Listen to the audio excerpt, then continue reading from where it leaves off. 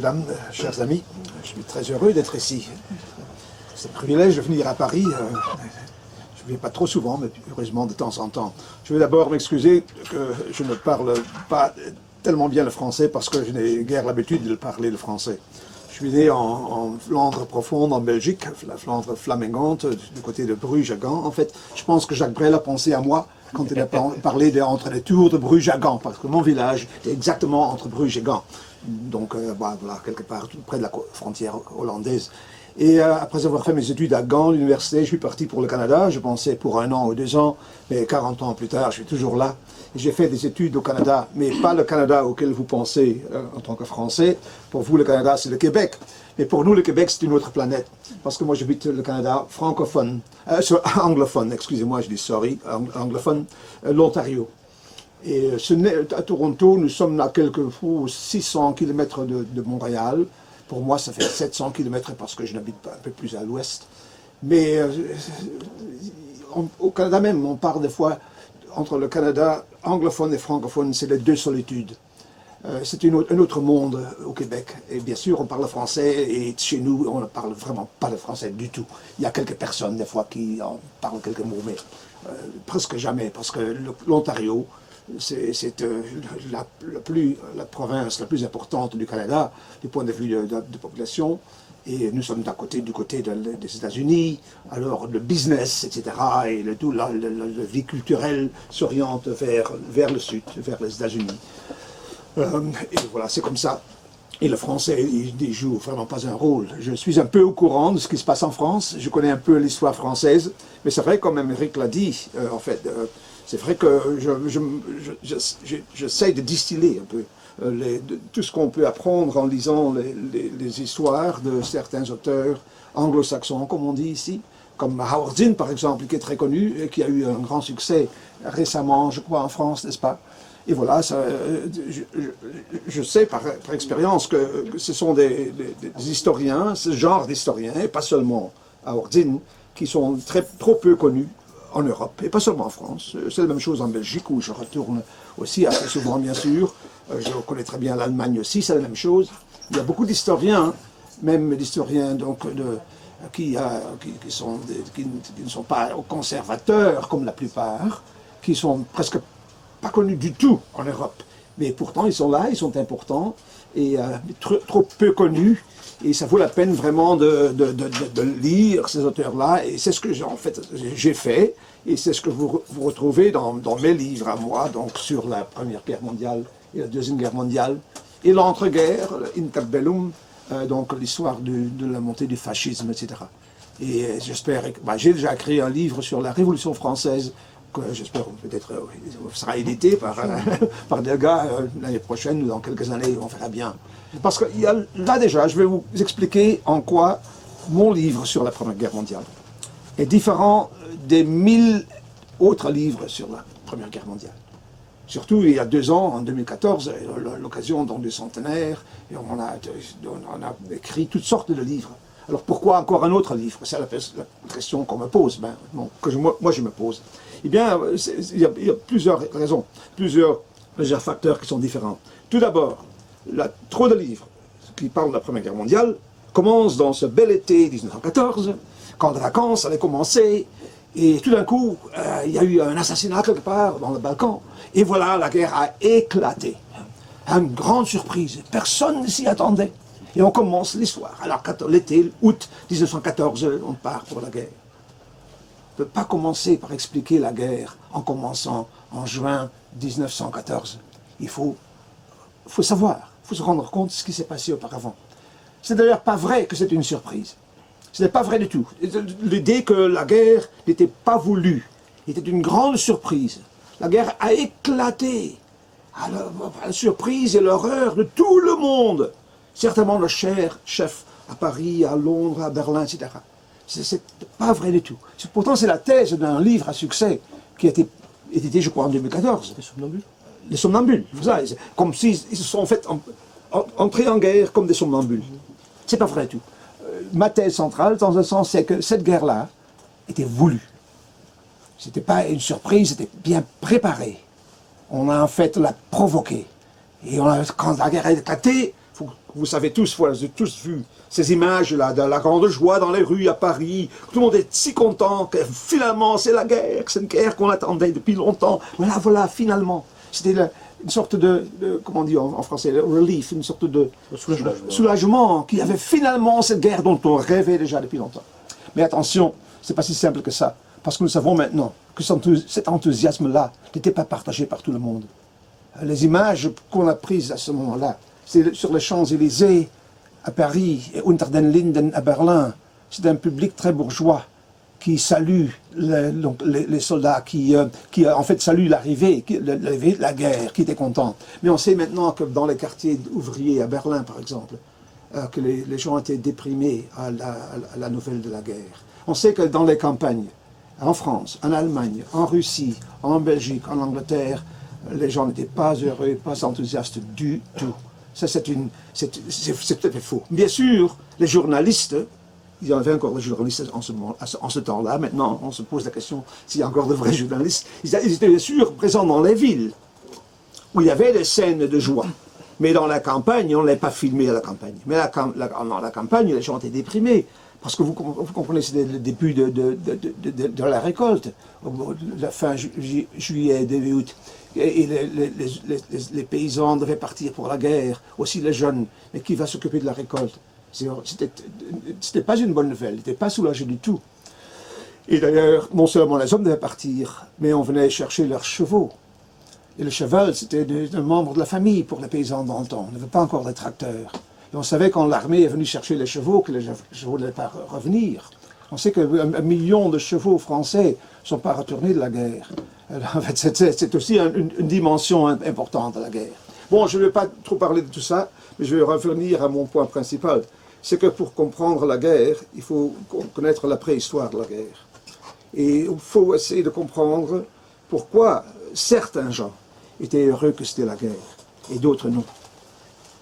Et là, je peux vous dire tout de suite que c'est en fait les élites de tous les pays, comme la France, comme l'Allemagne, comme l'Angleterre, qui étaient heureuses qu'il y avait la guerre, qui étaient soulagées qu'il y avait la guerre. Mais la plupart, le peuple en général ne l'était pas du tout. Alors pourquoi est-ce qu'ils étaient heureux et pourquoi pas? Mais pour en revenir, bon, il faut regarder, il faut étudier, expliquer la Première Guerre mondiale dans la longue durée, comme disait Fernand Braudel. Il ne peut pas commencer à expliquer les choses en parlant de juin 1914. Il faut aller voir la préhistoire. Et selon moi, il faut commencer très tôt, il faut commencer avec la Révolution française. Et en fait, on ne termine pas la guerre non plus en 1918, parce que la guerre, dans ce sens, a continué, avec la guerre civile en Russie, et d'autres conflits. Et un peu plus tard, c'était déjà la Deuxième Guerre mondiale. Et aujourd'hui, il y a beaucoup d'historiens qui préfèrent parler de la grande guerre de 30 ans du XXe siècle, au lieu de la Première Guerre mondiale et la Deuxième Guerre mondiale, comme si c'était deux guerres différentes. Dans un sens, c'est vrai que la Première Guerre mondiale, c'était donc en fait le prélude de la Deuxième Guerre mondiale. Et la Deuxième Guerre mondiale, c'était la deuxième partie de cette grande guerre de 30 ans, de 1914 à 1945. Et dans ce sens-là, donc, non seulement faut-il commencer bien avant 1914 pour expliquer la guerre, et qu'on ne peut pas terminer tout d'un coup. Le 11 novembre, avec le traité de Versailles en juin 1919, il faut continuer. C'est pour ça que mon livre est un grand livre. Un peu trop long peut-être, mais c'était dans ce sens inévitable. Si on veut bien expliquer, il faut tout de même écrire et parler de beaucoup de choses. Et j'ai choisi de commencer avec la Révolution française. Et j'ai parlé un peu des révolutions du 19e siècle et de la guerre, même en finissant par la guerre de 14-18. Et ce qui est important dans cet aperçu de l'histoire du 19e siècle. Dans ce sens, le siècle qui a produit, qui était le père de la Grande Guerre. Et un siècle qui était en même temps le fils de la Révolution française. N'est-ce pas? Alors il faut comprendre, connaître la mère, la Révolution française, afin de connaître l'enfant, le 19e siècle, qui est devenu le père de la Grande Guerre. La Grande Guerre est impensable. On ne peut même pas commencer à expliquer sans connaître un peu l'histoire du 19e siècle. Et je parle de Révolution française. et de la Grande Guerre qui a produit la Grande Révolution russe dont Émeric a parlé. C'est très important. Révolution et guerre. La Grande Guerre, là, vous vouliez dire la Première Guerre mondiale? Oui, on dit la Grande Guerre, oui. Oui, On dit, en anglais en tout cas, the Great War, en français aussi, non, la Grande Guerre. On disait, on l'appelait ainsi après la Première Guerre mondiale. Ce n'est qu'après la Deuxième Guerre mondiale qu'on a arrêté à parler de la Grande Guerre, parce qu'il y en avait eu deux. C'est à ce moment-là qu'on a commencé à parler de la Première Guerre mondiale et de la Deuxième Guerre mondiale. C'est les papis qui nous disaient c'était la Grande Guerre, la vraie, Pardon, la première. Nos papis, nos grands-parents. Oui, la Grande Guerre, oui. Il y avait la Grande Guerre et l'autre. Et l'autre, oui, la Deuxième Grande Guerre. On a oublié ça, c'est pour nos générations. Ouais. Mais la Grande Guerre, la vraie, Ouais. ça rigolait pas, d'après eux. Ouais. Celle qu'ils avaient faite. Ouais, c'est ça. Ce qui est très important ici, ce que je veux souligner, et j'en parle en fait beaucoup dans mon livre, et un jour on écrira un livre là-dessus, sur c'est la dialectique entre guerre et révolution. La dialectique, la relation entre guerre et révolution. Et l'idée centrale, c'est les progrès de ce qu'on appelle la démocratie entre au sein, dans le contexte de ce conflit, de cette dialectique entre guerre et révolution. Laissez-moi vous expliquer assez simplement. Tout le monde sait que la Révolution française a produit des guerres européennes, n'est-ce pas? Moi, en tant qu'enfant, déjà en Belgique, c'est ce qu'on a appris de la Révolution française, eh bien la guillotine, bien sûr, c'est certain. Et après, l'arrivée des soldats français, et parce que c'était la guerre, et les batailles de Fleurus, et je mappe, et voilà, je ne me souviens plus, mais si vous trouvez les détails, c'est dans ce livre-là. Moi, je m'occupe guère des événements militaires. Je suppose que la majorité des gens les connaissent. Et sinon, vous les trouverez dans 1000 livres, n'est-ce pas? Alors, la Révolution française a produit des guerres. On pourrait même dire de grandes guerres. Les guerres napoléoniennes, les guerres de la Révolution. Ça a duré, en fait, pendant des dizaines d'années. C'est terminé chez nous, en Belgique, à Waterloo. Hein. Mais ce n'est vraiment pas terminé, n'est-ce pas? Par après, il y a d'autres révolutions qui ont été suivies par des guerres. En 1948, par exemple, l'année folle, comme on disait en Allemagne, la Stolejahr. En italien, on dit fare un 48, faire en 48, c'est-à-dire faire la révolution. C'est révolution plurielle. Moins en France qu'autre part, mais surtout à Budapest, à Varsovie, à Vienne, ont été suivis par des guerres, où les Russes sont arrivés en Pologne et en Hongrie, et c'était des guerres aussi. Et un peu plus tard, c'était une guerre qui a été suivie par une révolution. La guerre franco-prussienne, qui a produit la Commune, n'est-ce pas? Encore une fois, guerre, révolution. Et un peu plus tard, c'était la guerre entre la Russie et le Japon, suivie par la première révolution en Russie de 1905, n'est-ce pas? Et est-ce une coïncidence que la grande guerre de 14-18 a produit la grande révolution? Alors voilà quelque chose de très très important. La grande révolution française a produit de grandes guerres. Et 100 ans plus tard, la grande guerre a produit la grande révolution. C'est ça ce que j'essaie d'expliquer dans la première partie de mon livre. Il s'agit de quelques 150 pages, du moins dans l'édition anglaise, peut-être un peu moins dans la française. En fait, non, c'est toujours plus de pages en français. Oui. Parce que le français a le désavantage d'avoir besoin de plus de mots pour dire la même chose. Mon éditeur anglais m'a dit, votre livre en français, c'est combien de pages? Je dis 800, c'est l'édition de l'Aisne. Il dit, bon, pour nous, c'est 600. Parce qu'en anglais, c'est besoin de moins de mots. Voilà. Mais bon, le français est plus beau, bien sûr. Il y a toujours une compensation. Alors, c'est ça ce qui est important.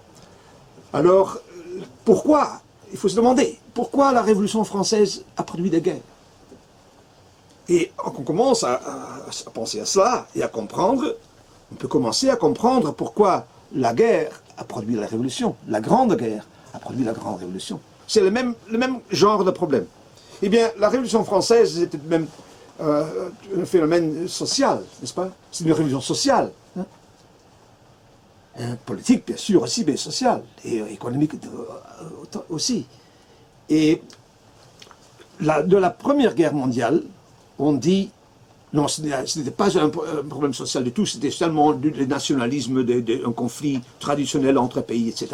Mais la Révolution française a commencé comme une révolution sociale en France, en fait à Paris même, mais qui est devenue une guerre internationale entre différents pays. Pourquoi? Parce que la raison principale, en fait, était que, autre part, dans d'autres pays, des voisins de la France, même des pays ennemis comme la Grande-Bretagne, un pays contre lequel la France a toujours fait des guerres, la guerre de 7 ans, la guerre d'indépendance des États-Unis, etc. Je peux encore voir aujourd'hui, du côté de mon hôtel, le tombeau de Lafayette, sur le cimetière de Picpus. Voilà, quelque chose que c'est pas tellement important, mais c'était bien de voir ces choses-là. Alors, c'était un événement social qui a eu, bien sûr, trouvé un écho dans d'autres pays. Dans ces pays, même pays ennemis de la France, on trouvait la Révolution quelque chose d'horrible. Parce que renverser la monarchie, même éliminer le roi, même si ce roi était notre ennemi, tout de même un collègue, n'est-ce pas? Un ami sur le plan social, un ennemi sur le plan national. Moi, je parle de ces idées que la Première Guerre mondiale avait une dimension horizontale et une dimension verticale. C'était vertical dans ce sens que notre pays se bat contre votre pays. Nous, les Français, contre vous, les Allemands. Hein. Mais en même temps, c'est aussi un conflit social. De classes au sein du pays même. Les classes supérieures, représentées par les officiers et les généraux, par exemple. Et les classes inférieures, là-bas, dans leurs tranchées, n'est-ce pas? Des paysans surtout, et des ouvriers aussi, mais plus de paysans, pour des raisons dont je parle aussi dans mon livre.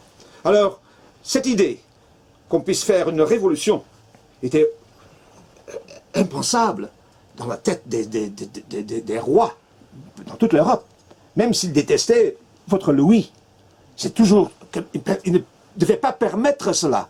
Alors ils ont dû faire la guerre contre la France, afin d'en finir avec cette expérience-là, afin d'éviter cette révolution, de réprimer cette révolution. Et en fin de compte, ils ont réussi, ils ont restauré la monarchie de France, n'est-ce pas? La restauration après Waterloo. Alors c'est pour ça que, de cette façon, que un conflit social a produit un conflit international. Une révolution sociale a produit un conflit international entre pays. Eh bien, quand on parle maintenant de la Première Guerre mondiale, c'était un conflit international, mais qui avait tout de même aussi une dimension sociale, de laquelle je parle beaucoup dans mon livre. Moi, je parle de la Première Guerre mondiale comme la grande guerre des classes. Ce n'est pas seulement la grande guerre des nations, la grande guerre entre la France, la Grande-Bretagne, la Belgique d'un côté et l'Allemagne de l'autre côté. Non, il y avait des conflits au sein de chaque pays. J'ai trouvé l'inspiration pour mon livre, pour cette dimension de mon livre, dans un très beau film que je vous conseille d'aller voir un jour. Le film de Stanley Kubrick, qui est tout de même assez connu, n'est-ce pas? Le chemin de la gloire, je pense qu'il s'appelle Les Sentiers de la gloire. Les Sentiers de la gloire. Alors, un très beau film. Et dans ce film-là, ce qui m'a frappé, même quand je l'ai vu, j'étais très jeune encore, au moins 20 ans, il y a au moins 20 ans, c'est qu'il y a dans ce film-là, c'est un film de guerre. Et il y a des bons et méchants, comme on s'attend dans un film de guerre. Et c'est dans le film, du côté des Français, dans la Première Guerre mondiale. Alors, voilà, le bon et le méchant, on commence à regarder. Et il y a des Français. Il n'y a jamais un seul Allemand dans le film. Jamais. Un seul. Même pas un seul. Sauf, à la fin, une femme allemande. Mais c'est clair que ce n'était pas l'ennemi. En fait, non, pas du tout. Mais il y a des ennemis. Il y a une hostilité, il y a un conflit dans le film entre les officiers, les généraux, et les soldats, les poilus en bas.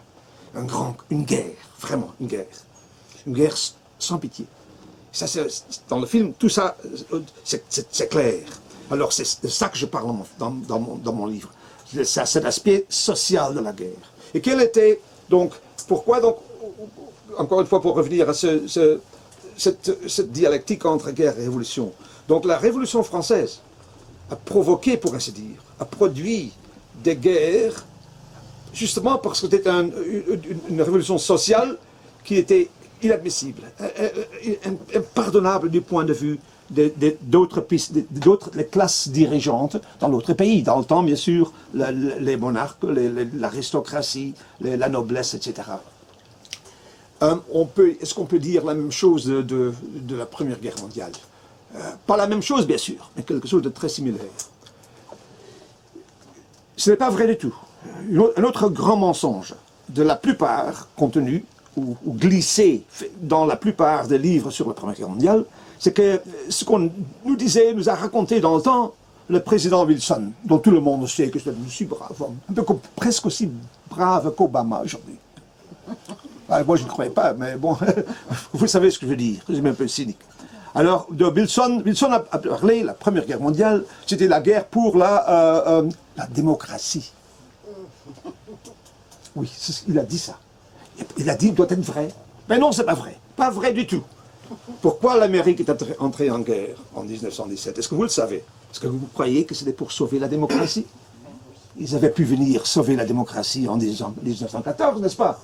En fait, on peut poser la même question, et je la pose dans mon livre « Le mythe de la bonne guerre ». Pourquoi les Américains ont attendu jusqu'en 1941 afin de déclarer la guerre à l'Allemagne, hein? Pourquoi ils ne sont-ils pas venus sauver la France, hein? Pourquoi ils n'ont pas dit « Lafayette, nous voilà, hein » en 1939, hein? Non, pas du tout. Hein? C'était pas intéressé. C'était pas intéressé du tout. Alors, il y avait d'autres raisons. Les raisons étaient économiques. Je parle de la dimension économique de la guerre. Dans le contexte de ce phénomène dont on n'est pas supposé de parler. Parce qu'officiellement, il n'existe pas. Ça s'appelle l'impérialisme. L'impérialisme, il ne faut pas parler de cela dans la plupart des médias, parce que ça n'existe pas. Ça n'existe pas. Il y a des relations internationales, mais l'impérialisme, ça veut dire que quelques pays sont impérialistes. Oui, mais vous êtes marxiste, monsieur. Vous êtes communiste, vous êtes rouge. Il ne faut pas en parler. Mais c'est un fait que l'impérialisme, ça existait. Il y avait des pays impérialistes à la veille de la Première Guerre mondiale. Mais bon, continuons encore un peu avec la dimension sociale, donc. Donc, Wilson disait, c'est la guerre pour la démocratie. Ah bon? Examinons un peu cette idée. Donc, d'un côté, c'était les démocraties, nous, la France, la Belgique, bien sûr, et les États-Unis plus tard, assez tard. Et de l'autre côté, c'était les antidémocraties, les systèmes autoritaires, comme l'Allemagne, le Kaiser, oh, bou. Hein? De l'autre côté, il y avait tout de même la Russie, le pays le moins démocratique au monde en 1914. Alors, comment expliquer ça, du côté des démocrates? Ça ne va pas, ça ne marche pas. D'ailleurs, la démocratie, quels étaient les pays vraiment démocratiques en 1914? Quels étaient? Parlons d'un seul critère, par exemple, le suffrage universel, le droit de vote universel. Où est-ce qu'il existait? Du côté des démocraties. Il existait en France, ça c'est vrai, bravo. C'est vrai que la France est le pays le plus démocratique en Europe à ce moment. Pardon? Il n'y avait pas les femmes. Nous, on votait pas. Bon, non, mais on ne parle pas de femmes. Pas encore important. Non, ça c'est certain. Mais je veux dire, le suffrage universel, même pour les hommes, n'existait pas encore. En Belgique, par exemple, n'existait pas encore. En Grande-Bretagne, il n'existait pas encore. Il n'existait pas. Alors l'idée qu'on allait se battre pour la démocratie, mais quelle démocratie? D'autre côté, il n'y avait pas la démocratie, ou très peu. Très peu. D'ailleurs, pourquoi est-ce que les élites européennes, en France, en Grande-Bretagne, en Allemagne, en Autriche, Hongrie, en Russie, voulaient tellement la guerre? Parce qu'ils détestaient la démocratie. Ils détestaient la démocratie, ils espéraient que par le biais d'une guerre, ils pouvaient arrêter un processus qui poussait vers la démocratie. La démocratisation, qui avait commencé quand? Avec la Révolution française. Ah oui, parce qu'avant la Révolution française, on ne parlait pas de démocratie. Mais non, le roi était le roi, tout le monde se taisait. L'État c'est moi, Louis XIV, n'est-ce pas? Et personne ne pensait l'idée que le menu peuple, que toi et moi, que nous, aurions quelque chose à dire. Mon Dieu, c'est impensable. Le roi disait, et c'est quelques habits aristocratiques bien sûr, Et peut-être quelques grands bourgeois, pour aider un peu, qui est un peu spécialiste, un expert dans un domaine, un Colbert par exemple, mais qui ont, bien sûr, on a donné un titre aristocratique par après. Mais la Révolution française, c'est en fait l'idée que le gouvernement n'est pas là pour plaire au roi, que nous ne sommes pas là pour plaire au roi. Nous ne sommes pas des sujets d'un roi, mais le gouvernement est là pour nous. Nous sommes des citoyens, comme on disait en français. Aujourd'hui encore au Canada, qui est une monarchie, vous ne le savez peut-être pas. Alors on utilise cette expression-là, nous sommes des sujets de la reine. Personnellement, je trouve que c'est une expression médiévale. Moi, je ne veux pas être le sujet le sujet d'une reine, même pas de Hillary Clinton, ou même de Trump. J'aimerais être un citoyen. Je trouve que c'est une idée démocratique, n'est-ce pas?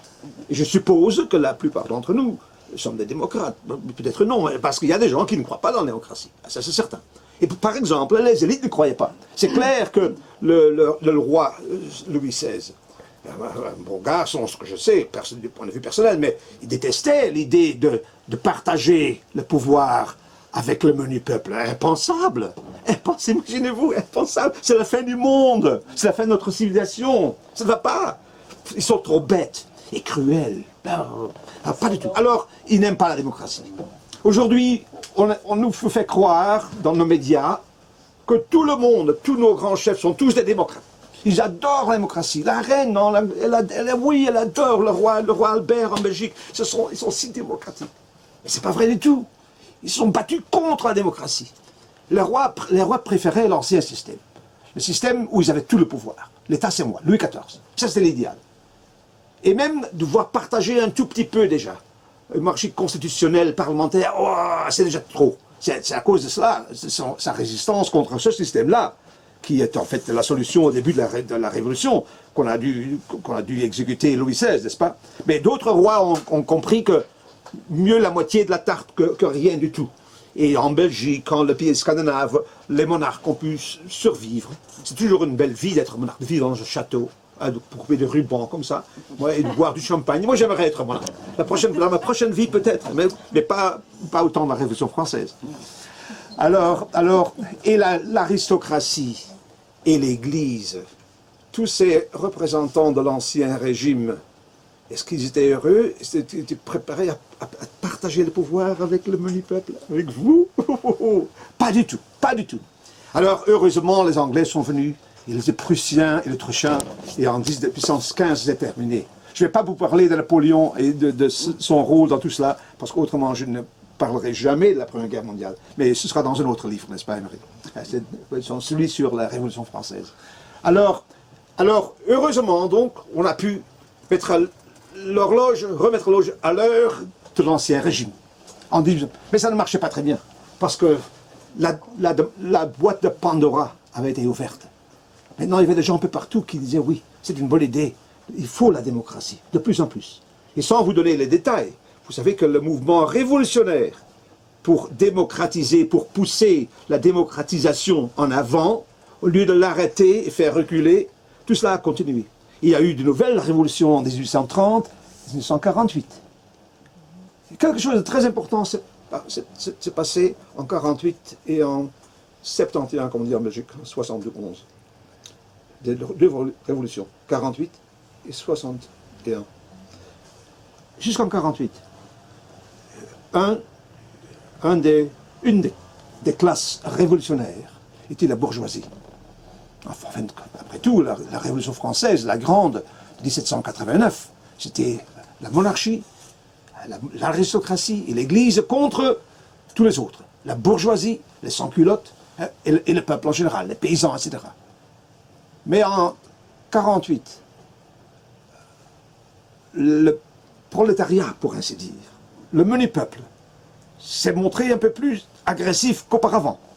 Et ne s'est pas laissé manipuler comme auparavant par la bourgeoisie, triomphante dans la Révolution. Cela fait peur à la bourgeoisie. Ah oui.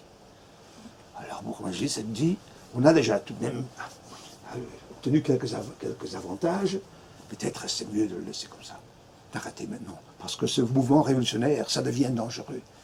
Et surtout, cette idée, après la Commune de Paris, À ce moment-là, la bourgeoisie est devenue une classe contre-révolutionnaire, au lieu d'être de la classe révolutionnaire qu'elle avait été auparavant. Et après 1948 et après 1971, on a eu un grand changement de front, pour ainsi dire, au sein de ce conflit, cette guerre de classe qui avait commencé avec, dans sa version moderne, avec la Révolution française et qui est toujours continuée, avec quelques éruptions de temps en temps, parce que à ce moment-là, la bourgeoisie a rejoint l'aristocratie et l'Église dans le camp contre-révolutionnaire. Et dans le camp révolutionnaire, on a retrouvé seulement donc le prolétariat, si vous voulez. Et non seulement ça, mais à ce moment-là, le prolétariat a commencé à devenir socialiste, parce qu'entre-temps, il y avait eu Marx. Ils avaient adopté une idéologie, un programme. Ils voulaient, en fait, ils ont cru que la seule façon d'obtenir la vraie démocratie, c'est par le biais d'une révolution. Parce que quand on y pense, aujourd'hui, nous pensons avoir, nous croyons avoir la démocratie. Et beaucoup de gens, pas assez de gens se demandent jamais comment est-ce que la démocratie est descendue sur Terre. Est-ce qu'on a prié et un jour, c'était là. Hein? On dit, ouais, c'est pas clair, mais parlons d'autre chose, d'une autre guerre. Mais en fait, c'est le fait que les grandes avances démocratisantes, ont été le produit d'une révolution. Par exemple, l'idée d'une... Je vous donne un exemple. La Révolution française de 1789 et les années suivantes a introduit des idées fort radicales dans ce temps-là. Et un des plus grands pas vers la démocratie, on retrouve dans ces années-là. Quand vous pensez à la démocratisation, à l'histoire de la démocratie, quel a été un des plus grands triomphes, quand on y pense? Moi, je dirais, je vous suggère la réponse à la question, c'est plus vite, comme ça, c'est plus rapide. C'est l'abolition de l'esclavage. Personne ne peut nier que ça, c'est tout de même un moment dramatique, un pas gigantesque vers la démocratie. Parce qu'auparavant, l'esclavage existait. Est-ce que c'est démocratique? Ben non. Personne ne peut dire ça. Ben, sauf qu'encore une fois, il y a toujours quelque chose qui... Peut-être Trump, je ne sais pas. Mais alors, l'esclavage, ce n'était pas démocratique du tout, n'est-ce pas? Alors, moi je pose la question à mes amis canadiens, et belges, et français même. Quel était le premier pays à abolir l'esclavage? Je sais déjà quel était l'un des derniers, le pays de la liberté, les États-Unis. Oui. Ah ouais, c'est drôle, n'est-ce pas? Parlons pas de ça. Mais quel était le premier pays? La plupart des gens vont vous dire, c'était la Grande-Bretagne en 1700, quelques années avant la Révolution française. Est-ce que c'est vrai? Ce n'est pas vrai du tout. Mais pourquoi ils disent ça? Ils disent ça parce que en Grande-Bretagne, on a aboli, dans ces années-là, le commerce d'esclaves. Ah, le commerce d'esclaves. Mais l'esclavage existait toujours. Oui. Pourquoi abolir le commerce d'esclaves et garder l'esclavage? Ah, bon, pour moi, il y a des choses qu'on ne comprend pas. Oui, on comprend. On l'a fait parce que le commerce d'esclaves gagnait beaucoup de fric, beaucoup d'argent. Tout le monde, des villes comme Nantes et Bordeaux et Amsterdam, sont devenues des villes, belles villes. Tu as tout du temps, la traite négrière, comme on disait en français, oui. Alors, on gagnait beaucoup de fric. Hein. Mais les Anglais, au XVIIIe siècle, avaient un petit problème. Parce qu'on se faisait la concurrence, il y avait 3 pays qui gagnaient beaucoup de fric, qui se faisaient la concurrence dans le commerce des esclaves. La France, la Grande-Bretagne et les Pays-Bas. Et au XVIIIe siècle, qui était en train de gagner? Les Français.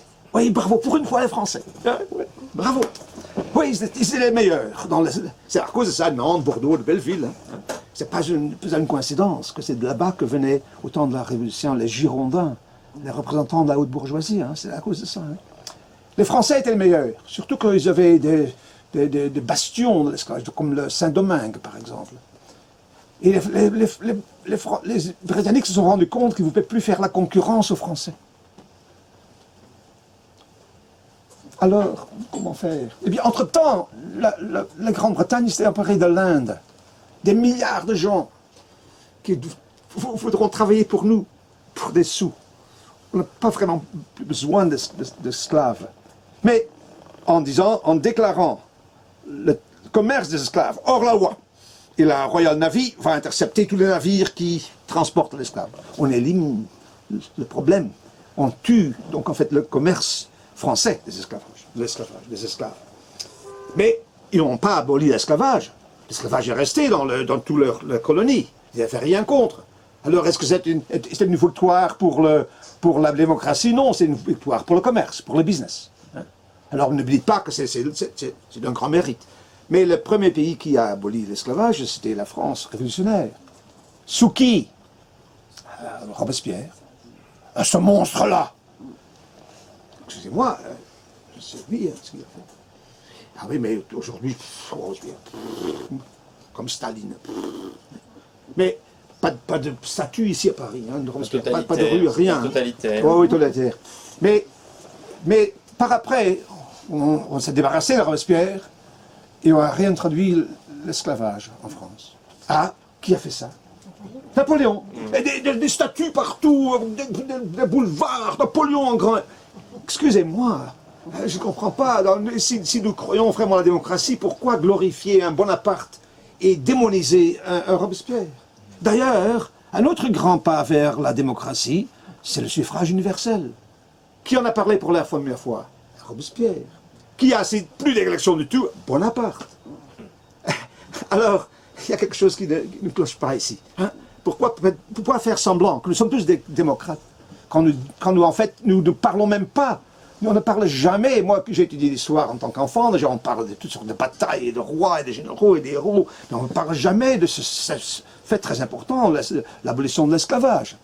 On dit, ouais, le brave Lincoln, bien sûr, lui a aboli aux États-Unis, mais expliquer encore une fois, ils n'ont jamais expliqué pourquoi on a dû attendre si tard. Et le fait qu'il a fait seulement afin de gagner la guerre, parce que lui, en fait, ne voulait pas abolir l'esclavage. Il a fait pour vaincre les États du Sud. Alors voilà, je vous dis maintenant que je essaye de vous expliquer comment donc les grands pas vers la démocratie se sont réalisés au moment de révolution. Napoléon a aboli le suffrage universel dont Robespierre avait parlé et guère eu le temps de le faire. Il a réintroduit l'esclavage. Mais par après, en France, le suffrage universel a été réintroduit et l'esclavage a été aboli finalement quand? La révolution de 48. Ah oui, la révolution de 48. Voilà. Alors, les grands pas vers la révolution, vers la démocratie, chaque fois la révolution. Révolution a fait avancer la démocratie. Et les guerres napoléoniennes ont arrêté la Révolution française. Et les interventions armées russes en Pologne et en Hongrie en 1948 ont fait arrêter le mouvement révolutionnaire avec ses idées démocratiques. Et alors, vous comprenez maintenant le lien entre les deux-là. Alors bon, c'est maintenant le début du 19e siècle, du 20e siècle, fin du 19e siècle. Et la démocratisation continue. Il y a maintenant des gens qui parlent ouvertement, encore une fois, d'une révolution, une grande révolution, afin de vraiment introduire la démocratie, pas seulement politique, sociale, le tout. On les appelle socialistes. Ils sont inspirés par Marx. Et il faut la révolution, c'est ce que dit Marx. N'est-ce pas? N'est-ce pas? Il y a des marxistes ici. Bah, je n'ose pas poser la question, mais je veux dire, Marx, il dit que la seule façon de transformer la société et d'établir la démocratie, c'est la révolution, monsieur.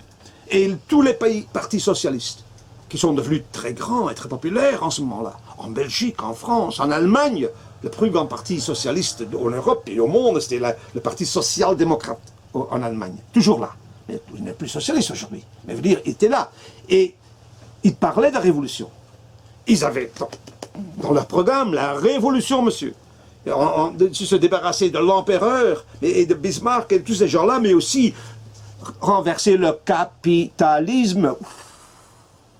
Alors on comprend que cette symbiose, comme on dit, de l'aristocratie et de la grande bourgeoisie, représentant donc la richesse traditionnelle, agricole et grand terrien d'un côté, et la richesse industrielle et financière de l'autre côté, ont une grande peur, parce que ce seraient eux les victimes de la prochaine grande révolution que les socialistes sont en train de préparer. Alors comment faire pour empêcher ça? Comment est-ce qu'on a empêché que la grande révolution française ait produit les résultats que les révolutionnaires en attendaient? Par la guerre. Ah oui, monsieur. La guerre. La guerre, c'est l'antithèse. La révolution produit des avantages, des avances démocratiques. Pas la démocratie. Non, non, non. C'est pas utopique. C'est pas comme si la révolution, tout d'un coup, maintenant, nous sommes dans le nirvana. Non, non, non. Mais des avances, des avances. Mais la guerre arrête la démocratie. Et permet de reculer un peu la démocratie. C'est ça l'idée clé. C'est pour ça que les élites aristocratiques, bourgeoises, voulaient la guerre. Parce qu'ils avaient peur qu'il y avait en Europe, à la veille de la Première Guerre mondiale, une sorte de course entre révolution et guerre. Lequel va gagner? Si la révolution gagne, c'est la fin de notre monde. C'est la fin de la civilisation. C'est la fin de la monarchie, de l'aristocratie, de la bourgeoisie. Oh, c'est impensable. Il faut absolument empêcher ça. Si la guerre gagne, c'est la fin de la révolution. Alors, qu'est-ce que vous voulez? Lequel de deux vous voulez, monsieur? Ah, voilà. Au sein des élites européennes, en Allemagne, à Vienne, à Saint-Pétersbourg, à Paris aussi. Parce que, bien sûr, les régimes étaient un peu différents. En France, c'était un régime surtout bourgeois, mais tout de même avec une grande influence dans l'ancienne aristocratie, surtout dans l'armée, n'est-ce pas? Les généraux étaient souvent encore très conservateurs, cléricaux, etc., n'est-ce pas? Ah voilà, certainement. Hein? Et dans d'autres pays, alors la France est un système surtout bourgeois, grand bourgeois, et avec l'appui, soutenu par l'aristocratie. En Grande-Bretagne, c'est un système plutôt aristocratique avec un grand input de la bourgeoisie.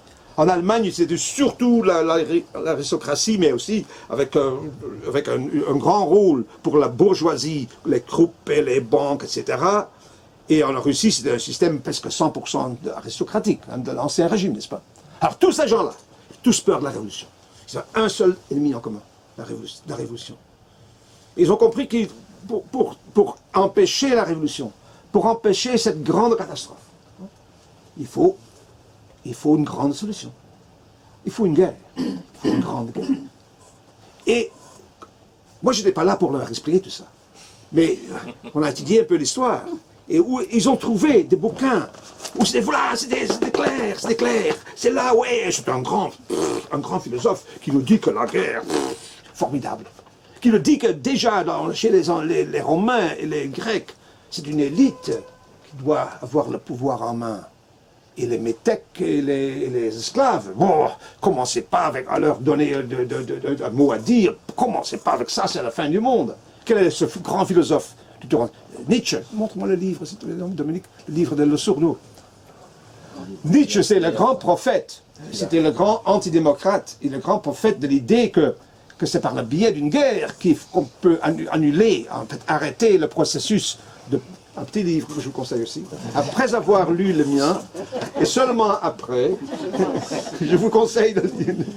Il trépignait pour aller au front, pour aller casser, casser les communards, Nietzsche. Ouais, voilà, casser les saloperies de socialistes français. Mieux cet hybride d'ailleurs. Alors, il y avait beaucoup d'intellectuels vers la fin du 19e siècle et au début du 20e siècle qui disaient la guerre est inévitable, la guerre est nécessaire, et pour empêcher la révolution bien sûr. D'ailleurs, pourquoi avons-nous des problèmes sociaux? Bah, il y avait différentes explications pour cela. Il y avait par exemple Marx qui disait c'est le problème, le système c'est le problème. Alors il faut renverser le système, il faut renverser le capitalisme et l'ancien régime bien sûr, etc. Mais si moi j'appartiens à l'élite, bah, d'abord je ne veux pas lire Marx, mais même si je lis, c'est pas comme ça. Pourquoi est-ce qu'il y a tant de pauvres? Encore à la veille de la Première Guerre mondiale, il n'y avait pas la prospérité qui est arrivée plus tard. Et là encore une fois, à cause de la Révolution, et à cause de la peur de la Révolution. Après la Première Guerre mondiale et la Grande Révolution, on a commencé à avoir peur de la Révolution, encore une fois, et introduit des réformes. Et après la Deuxième Guerre mondiale, après la victoire de l'Union soviétique et des résistants dans chaque pays, qui avait un programme de changement, alors là, on a commencé, par peur d'une grande révolution, à créer l'État social, l'État bien-être. Maintenant, on n'a plus peur. Maintenant, terminé. Alors maintenant, terminé sous avantage. On ne se permet plus l'austérité maintenant. Vous comprenez? Alors, c'était vraiment les révolutions ou la peur de la révolution qui ont permis l'éblouissement, l'avènement de la démocratie. Et c'est quelque chose qu'on ne trouverait jamais cela dans nos médias ou même dans la plupart de nos livres. Mais alors, pour en revenir à la Première Guerre mondiale, donc quelle était l'explication que se donnaient les gens, les intellectuels de l'élite? Pourquoi est-ce qu'il y a tant de pauvres? Pourquoi? Oui, parce que nous sommes riches. Il y a l'industrie qui tourne bien, hein, et on est en train de conquérir le monde. Je ne parlais même pas de l'impérialisme, parce que ça aussi, je me parle dans mon livre, mais je n'ai pas toute la soirée, je devrais terminer bientôt, sans doute, pour qu'on puisse boire un verre de vin. Il y a un débat. Ouais. Et on boit un verre. Alors, un autre exemple, un autre avantage d'une guerre. C'est donc l'explication que se donnaient ces gens-là, c'était que la pauvreté, c'est la faute des pauvres. Ah oui. Ah oui. La pauvreté... C'est ce qu'on entend toujours. Oui, oui. C'est le fait qu'il y a trop de pauvres. Encore maintenant. Il y a trop de pauvres. En fait, il y a trop de peuples. Il y a trop de peuples. Il y a trop de gens au monde. Et on peut pas... Il n'y a pas assez de ressources. Il n'y a pas assez de bouffe, pas assez de vin. Heureusement, en France, il y a toujours assez de vin. Pour tout le monde. Alors, c'est nécessaire, inévitable. Surtout que les pauvres se reproduisent. Incroyable. Beaucoup trop. Alors, les pauvres, ils en sont déjà trop. Ils se reproduisent. Comment arrêter ça? La guerre. La guerre. La guerre, c'est comme la chasse. En automne, il y a trop de cerfs, trop de sangliers. On diminue la quantité pour améliorer la qualité. Alors, mais on a les problèmes avec ce socialiste et tout ça, parce qu'il y en a de trop. Mais si on élimine la moitié, ce sera une meilleure qualité. Ils arrêteront de parler de ces bêtises de la révolution. Ça, ils deviendront malins. Alors, il faut pas nécessairement les tuer, bon, ça aussi, mais en fait, s'ils meurent, voilà. C'est le darwinisme, n'est-ce pas? Le darwinisme dont je parle. Oui, c'est pas le darwinisme, c'est le darwinisme de Spencer, ça. Oui, mais c'est le social-darwinisme de... Oui, c'est pas du tout Darwin. Non, Oui. non, je veux dire le social-darwinisme. Non, c'est vrai que, je ne veux pas le dire, Darwin lui-même. Non, mais c'est l'idée, après Darwin... C'est le contraire des idées Darwin. C'est ça, oui. Mais bon, nous en anglais, on dit le social-darwinisme. Oui, le darwinisme social en français. Oui, c'est ça, oui, c'est ça. Alors, mais il y avait d'autres façons de le faire aussi. En Angleterre, par exemple, il faut, en fait, une façon de résoudre le problème, c'est faire disparaître les pauvres. Et surtout les éléments dangereux. Parce que les classes inférieures, c'est les classes dangereuses, on disait. On faisait déjà au temps de la Révolution française. Parce que les sans-culottes qui ont fait la Révolution, en fin de compte, Bonaparte les a donné un uniforme, ils sont partis pour Moscou. Ils ne sont jamais revenus. Et Paris, qui était le centre de la Révolution, est devenu une ville bourgeoise, satisfaite et plus révolutionnaire de tout. Aujourd'hui, il faut aller dans les banlieues. N'est-ce pas? Dans un sens. La révolution parisienne, la révolution française, c'était une révolution parisienne.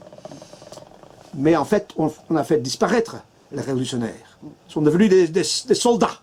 Ils sont, au lieu de se battre pour les changements sociaux au sein de leur pays, ils sont allés se battre pour la gloire de la France à l'étranger. Ils ne sont pas revenus. Ben, tant mieux, ils ne sont pas revenus. Tant mieux, parce qu'il y en avait de trop. Et au temps du XIXe siècle, le colonialisme est aussi une façon de se débarrasser de ce surplus, de ce trop-plein de gens. C'est-à-dire l'impérialisme social. dont parlait Lénine dans un de ses livres. En tout cas, on peut se débarrasser comme ça de ces gens-là. En Flandre, où il y avait trop de... À ce moment-là, c'était la révolution agricole, il y avait trop de jeunes hommes pour lesquels il n'y avait plus de travail sur les champs, dans les villages, parce qu'on commençait à mécaniser la production. Alors qu'est-ce qu'ils ont fait avec ces gens? On les a envoyés au Congo pour jouer comme missionnaires. Ils sont partis. Alors dans chaque village, il y avait 20 missionnaires qui sont partis pour le Congo, baptisés les petits noirs. Alors, encore une fois, mais la meilleure façon de se débarrasser de ce surplus démographique qui cause des problèmes, c'est la guerre. Et ça vous explique ce qu'on vous dit toujours quand on parle de la Première Guerre mondiale. Comment est-ce que c'était possible que des généraux comme Foch et comme Haig ont lancé des attaques où ils savaient qu'à la fin du jour, il y aurait 10 000 morts de leurs hommes? Eh bien, c'était aucun problème. Parce qu'en fait, quand il n'y en a plus, il y en a encore. Et quand il n'y en a plus de chez nous, fait venir les Chinois, et les Indiens, et les Sénégalais, et les tirailleurs marocains, etc. Il y en a trop. Alors comme ça, on peut comprendre. En fait, le général Haig était mécontent quand on lui disait qu'à la fin de journée, nous n'avons perdu que 10 000 hommes, par exemple. Et pourtant, il va penser peut-être 15 000, 20 000, mais seulement 10 000, ce n'est pas un bon résultat. De ses propres hommes. Alors, je vous dis tout cela pour vous dire que la Première Guerre mondiale avait une dimension sociale. C'était dans un sens une guerre de classe, au sein de chaque pays. Et c'est quelque chose dont on ne vous parle pas dans la plupart des livres. En fait, il y a quelques livres, je ne dis pas que je suis le seul à en parler comme ça, mais je pense que dans mon livre, j'essaye d'expliquer systématiquement comment tout ça s'est passé et quel était le lien avec la histoire antérieure, commençant avec la Révolution française, et comment cela a continué par après. Parce que la Grande Guerre, qui devait arrêter la démocratisation et chasser une fois pour toutes le spectre de la Révolution, ironie de l'histoire, a produit l'inverse. Cette Grande Guerre, en fait, produit la Révolution, la Grande Révolution en Russie, qui a eu succès. Mais non seulement là, on ne vous dira jamais qu'il y a eu des révolutions autre part aussi, ou des situations révolutionnaires, en Angleterre par exemple, en Belgique, en Allemagne, où on a dû envoyer l'armée, où les social-démocrates, grand nombre, ont dû envoyer l'armée pour se débarrasser des spartakistes. Et là, dans ce pays-là, afin d'éviter la révolution, on a fait des concessions démocratisantes. La journée de 8 heures, oui. Le suffrage presque universel, oui. Tout ça, en vitesse, contre leur gré, bien sûr. Mais ils ont dû le faire. Ils ont dû le faire en vitesse, pour sauver la situation. Le résultat était encore plus démocratique qu'avant la guerre. Merde. On me dit toujours en français, vous comprenez? Shit en anglais. Alors, est-ce qu'à ce moment-là, les élites européennes se sont dit, ah eh bien, c'est comme ça, tant pis, pas de chance. Non, ils ont dit, tout de suite, on a eu, la révolution a gagné en Russie, il faudra intervenir en Russie. Comme on l'a fait du temps de la Révolution française. Il faut faire la guerre contre la Russie. Les interventions des Français, des Britanniques, des Japonais, des Américains, déjà au moment de la Révolution française. Et par après, l'idée d'une guerre contre l'Union soviétique. De préférence, pas nous, mais quelqu'un d'autre, Hitler. C'est lui qui le fera. En fait, la solution des nouveaux problèmes, ou pour les problèmes représentés par la nouvelle situation du point de vue de l'élite après la Première Guerre, la solution, c'était le fascisme. Parce que le fascisme, ça veut dire la fin de la démocratie. Ce surplus de démocratie qu'on a dû introduire contre notre gré après la guerre, mais qu'il faut arrêter, en fait, il faut faire reculer aussitôt que possible. Le fascisme le fera. Mussolini le fera en Italie. Hitler le fera en Allemagne. Franco le fera en Espagne. Et on devait le faire en France, mais ça n'a pas marché. On l'a fait par le biais d'une défaite en 1940, comme l'a expliqué très bien Lila Couaré. Et le fascisme allemand la grande puissance militaire, eux, ils pourront faire la guerre contre le berceau de la révolution, la Russie, l'Union soviétique. Et c'est ce qu'il a fait. Et Hitler a fait la bêtise de faire la guerre contre nous aussi. Ça, il ne devait pas y faire. Mais le fait qu'il a fait faire la guerre contre l'Union soviétique, on l'a soutenu par de tous côtés, les élites européennes.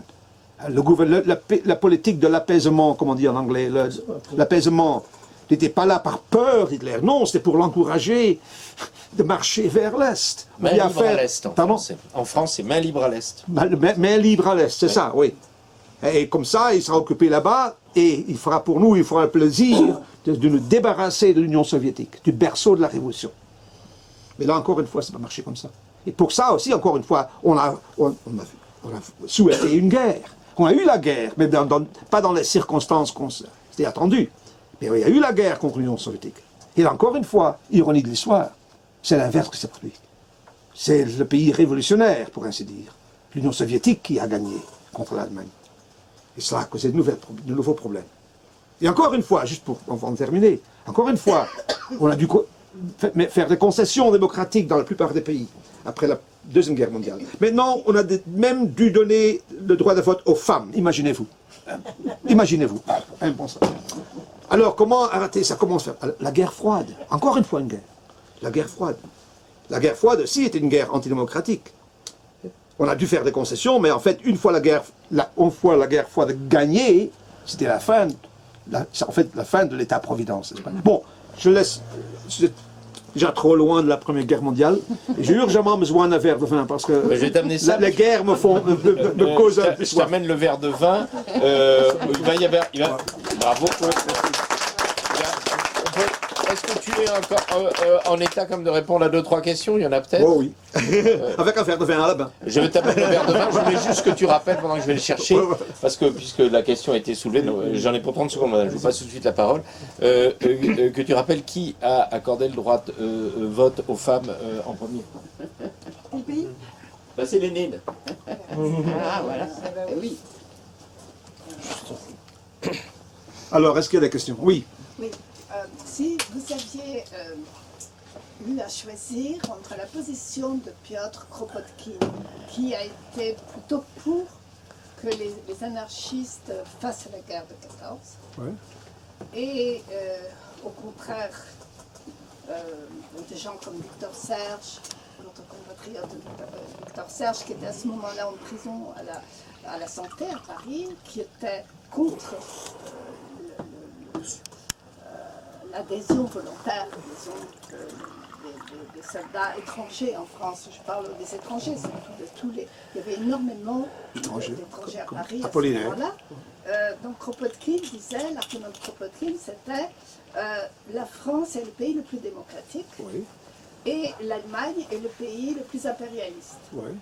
Et évidemment, il a été très critiqué par ses camarades, Oui. en particulier par Bakounine, qui n'était pas du tout d'accord. Ça a été Qu'est-ce que vous en pensez? Il était mort depuis longtemps, mais... C'était difficile, le choix. Non, c'était, à ce moment-là, en 14, c'était l'heure de la vérité pour les partis socialistes, anarchistes. Il y en avait toutes sortes.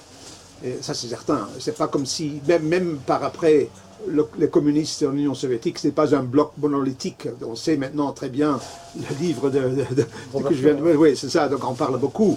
Donc les problèmes qu'il y avait. Et c'est la même chose dans le mouvement socialiste. Avant la Première Guerre mondiale, paraissait aux yeux de la bourgeoisie, des gouvernements, des élites, comme un grand bloc donc, de gens avec des idées révolutionnaires qu'il faut éviter. Au sein de ces mouvements, donc, il y avait plusieurs groupes, et pour eux, le problème se posait en 1914, est-ce qu'il faut maintenant profiter de ce moment critique pour essayer de faire la révolution, ce qui était le point de vue de Lénine, ou est-ce qu'il faut, par contre, dire non parce que nous ne sommes pas prêts, c'est pas le bon moment, et tout de même le pays est en danger, et de notre côté on est plus démocratique que de l'autre côté. C'est le point de vue typique des social-démocrates en Allemagne, qui se disaient, notre pays, en fait je veux parler de ça un instant, est un pays où il faut faire la révolution, il faudra faire la révolution. Mais si nous, on ne soutient pas maintenant l'effort de guerre de notre pays, ça veut dire la victoire de la Russie qui est en fait beaucoup moins démocratique, qui veut dire un retour vers le Moyen-Âge. C'est la victoire du tsarisme. Donc il faut défendre la patrie et faire attendre pour faire la révolution par après. Ça, c'était l'argument. Et bien sûr, il y a plusieurs positions entre les deux. C'est vrai que, par exemple, du point de vue des social-démocrates allemands, on comprend ce qu'ils disaient. Parce que ce que j'ai dit tout à l'heure, que du côté des démocraties, il y avait très peu de démocratie. Il y avait un petit peu de démocratie en France, un petit peu en Belgique, un petit peu en Angleterre, mais pas beaucoup du tout, et pas de démocratie du tout en Russie. Et de l'autre côté, il y avait sans doute des pays qui n'étaient pas démocratiques du tout, comme la Russie. Mais est-ce qu'on peut dire que l'Allemagne, en 1914, était absolument pas démocratique du tout? En fait, non, pas du tout. Parce que la démocratie, ce n'est pas seulement politique, c'est aussi social. Et c'est un fait que du point de vue social, l'Allemagne était beaucoup plus démocratique que n'importe quel autre pays en Europe. Parce que Bismarck avait déjà introduit des réformes, toutes sortes de bonnes réformes qui avançaient la démocratie sociale, avec assurance vie, des choses comme ça, l'assurance pour les pensions, des choses comme ça, contre le chômage, etc., qui n'existait nulle part, mais en Allemagne, si. Alors c'est pour ça qu'on comprend que le parti qui représentait les ouvriers allemands avait peur de perdre ces avantages qu'ils avaient obtenus au sein de cet empire allemand. Parce qu'ils pensaient, ils croyaient, ils étaient convaincus que si notre pays perd la guerre contre la Russie, ça sera terminé avec ça. Et alors là, pour essayer de répondre à votre question, je ne connais pas exactement le point de vue de Kropotkin et de tous ces gens-là, parce qu'il y avait tant de groupuscules en Russie, en Allemagne, même en France. Ici, il y avait des socialistes qui ont changé d'avis, d'autres non. On a changé d'avis au cours de la guerre. Ça, c'est certain aussi, j'en parle beaucoup dans mon livre. Comment la guerre a créé des révolutionnaires. Parce que beaucoup de gens qui n'étaient pas révolutionnaires en 14 l'étaient bel et bien en 1917 et 1918, parce que la guerre a créé les conditions dont Marx a parlé, qui devaient être la précondition pour une révolution. C'est-à-dire, comment on dit en français, de pauperisation. La paupérisation. Oui. La paupérisation. Marx avait prédit qu'il devrait y avoir une révolution, parce que la paupérisation causée par le capitalisme poussera le prolétaire avec le dos contre le mur. Ils n'auront pas de choix. Mais, vers la fin des années du XIXe siècle, dans des pays comme l'Allemagne, où Bismarck, très malin, a introduit des bénéfices sociaux pour les ouvriers, on a dit, Marx s'est trompé. Il n'y a pas de paupérisation. Nous avons une belle vie maintenant, assez belle vie. Nous avons même des choses que l'on n'avait jamais rêvé auparavant. Pourquoi risquer tout cela? Alors ils ont abandonné leur programme révolutionnaire parce qu'ils se sont contentés avec les réformes au sein donc, du système même, n'est-ce pas? Alors, c'est à cause de ça qu'ils avaient peur de perdre ça, et c'est à cause de ça qu'ils sont allés partis faire la guerre pour leur pays. Mais ce que j'allais dire, c'est donc cette paupérisation, cette idée que dans le capitalisme, donc, il n'y a pas de paupérisation.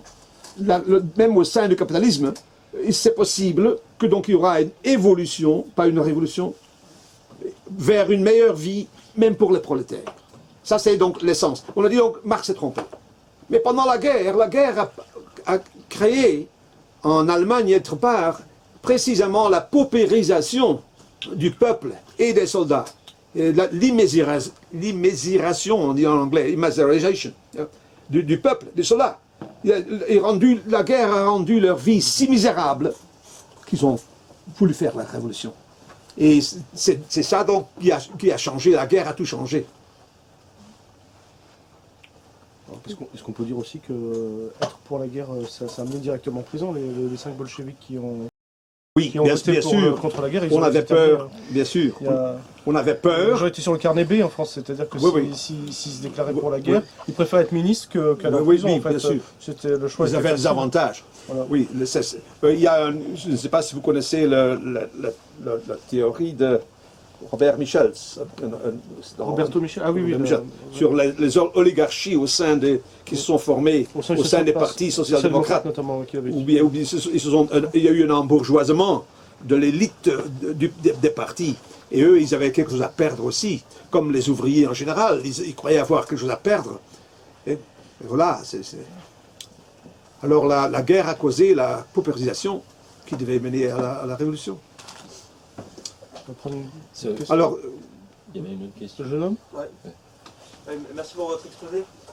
Qu'en est-il de la menace que pouvait faire planer la population en armes au système en place? Dans le sens où, bon, je pense que ce qui a fait reculer l'avènement de la Première Guerre mondiale, c'est peut-être aussi cette inquiétude que si on arme le prolétariat, peut-être que ces balles se retourneront contre les généraux et immédiatement après la mobilisation. Parce que le problème, c'est que sinon, on n'explique pas tout, dans le sens où il y a de multiples occasions dans la guerre, Fashoda, quoi, et multiples tensions entre les Français et les Anglais à Fashoda, au Maroc ensuite avec les Allemands. Et est-ce que cette menace que pouvait faire planer le peuple en armes n'a pas reculé quand même la guerre? Est-ce qu'elle n'entrait pas en compte dans le calcul des généraux? je ne sais pas si je comprends très bien votre question, elle est assez complexe. Et je vais faire les questions très simples où je peux répondre avec oui ou non, ou noir ou blanc. Non. Non, mais je pense ça me fait penser à quelque chose. L'idée qu'il y avait eu des crises qui auraient permis de déclencher une guerre, c'est certainement vrai. Et il y avait eu d'autres occasions. Mais il ne faut même pas aller à Fashoda. Ça aurait été une guerre entre la France et la Grande-Bretagne d'ailleurs. Ce qui pose le problème, pourquoi quelques années plus tard, c'était la France avec la Grande-Bretagne contre l'Allemagne. Ça, j'en parle aussi dans mon livre. Mais il y avait quelques années avant la guerre, la crise d'Agadir, par exemple. Et on a hésité. À Berlin, par exemple, je connais moins bien la situation à Paris, mais à Berlin, il y avait c'est le moment, il faut le faire. Comme on l'a fait par après avec l'assassinat à Sarajevo. Ce n'est pas vraiment une cause de guerre, un casus belli. C'était une occasion qu'il faut en profiter parce que peut-être, après ce sera l'occasion, parce que il y a cette course, n'est-ce pas, entre guerre et révolution. Si nous attendons trop longtemps, ça peut être trop tard. Alors, cette occasion n'est pas une bonne, mais c'est bon, ça suffit pour déclencher la guerre. Le cas d'Agadir, on était si près de la guerre. Et en Allemagne, il y avait beaucoup de généraux qui disaient il faut en profiter. Ça, c'est le moment. Mais Guillaume est encore. Toujours ce facteur humain. On dit bon, on veut la guerre, oui, mais est-ce que c'est le bon moment? Ou est-ce qu'il faut encore attendre un peu? C'est comme s'il faut absolument aller au dentiste. Mais peut-être que j'attendrai jusque demain. Ce sera le soulagement, bien sûr, et j'en ai besoin, mais peut-être, si j'attends jusque demain, peut-être, ça ferait moins mal, je ne sais pas. Et c'est comme ça, on a toujours hésité. Mais d'autre part, il y avait une grande pression pour agir vite avant que ce soit trop tard. Avant que la révolution gagne la course. Et un des facteurs, il y a beaucoup de facteurs. Pourquoi? À Berlin, à Paris, à Londres, à Saint-Pétersbourg, à Vienne, on croyait que le temps est contre nous. On ne se permet pas d'attendre plus longtemps. Il faut en profiter. On a raté l'occasion de Fashoda, on a raté l'occasion d'Agadir. Maintenant, qu'est-ce qui s'est passé là, à Sarajevo? C'est pas important, on y va. Parce qu'on ne se permet pas d'attendre. Un des facteurs était ceci. Se préparant pour une guerre, chaque pays, comme la France, avait formé des armées gigantesques. Avec service militaire de 3 ans, n'est-ce pas? Ça a coûté beaucoup d'argent, bien sûr. Alors, on a tout ça et... Est-ce qu'on... C'est pas pour toujours, hein, il faut en profiter, il faut utiliser l'instrument. En France, l'introduction du service militaire de 3 ans, en 1912, je crois, 13 ans, 3 ans, excusez-moi, n'a pas été suivie tout de suite par les Allemands. Alors, en 1913-14, la France a une armée plus grande que l'allemande. Mais en Allemagne, on parlait d'introduire le service de 3 ans. Alors les Français ont dit, faut la guerre maintenant, parce que si on attend, les Allemands ont encore une fois une armée plus grande que nous. D'ailleurs, cette alliance que nous avons avec les Russes, qui est la précondition pour la victoire, qui forcera les Allemands de se battre sur 2 fronts, est-ce que ça durera Ils ont eu une révolution, même moins que 10 ans. Et qu'est-ce qui se passe si le prochain tsar n'est pas francophile? Et s'il y a une révolution et tout se renverse, comme c'était le cas en 1917, on perdra notre grand allié, et là on pourra oublier l'idée d'une guerre victorieuse contre l'Allemagne.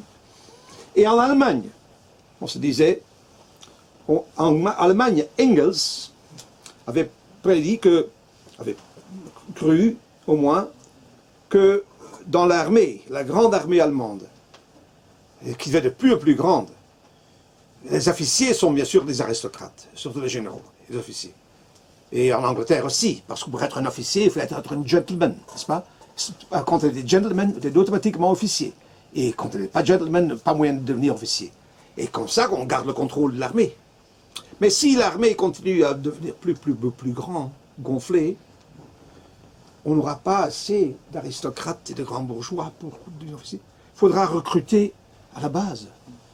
Et quand nous donnons, en fait, comme tu dis, quand nous faisons des soldats de tous nos ouvriers social-démocrates qui parlent de révolution, est-ce que nous ne sommes pas en train de former une armée révolutionnaire qui puisse se tourner contre nous? Ouh là là là là là là, alors il faut agir avant que ça se passe.